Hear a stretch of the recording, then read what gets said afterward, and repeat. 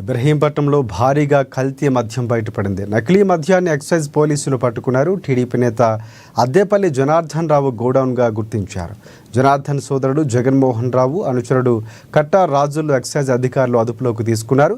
జగన్మోహన్ రావు, కట్టా రాజు ఇచ్చిన సమాచారంతో జనార్దన్ రావు గోడౌన్లో తనిఖీలు చేపట్టారు.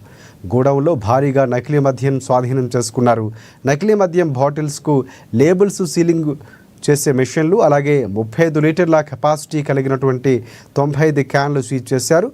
హోల్ గ్రామ్ స్టిక్కర్లు, 100 కొద్ది ఖాళీ బాటిళ్లు, కేరళ మార్ట్, అలాగే ఓఎస్డి బ్రాండ్లకు చెందినటువంటి స్టిక్కర్లను స్వాధీనం చేసుకున్నారు అధికారులు.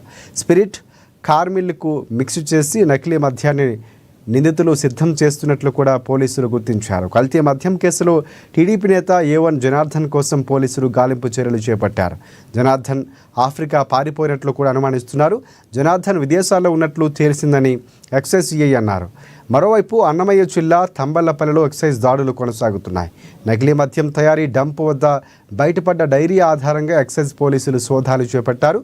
పేటీఎం మండలం అలాగే సోంపల్లి గ్రామంలో బెల్ట్ షాపుపై ఎక్సైజ్ అధికారులు దాడులు నిర్వహించారు. పక్క జిల్లాలకు కల్తీ మద్యం సరఫరా చేస్తున్నట్లు ఆధారాలు లభ్యమయ్యాయి.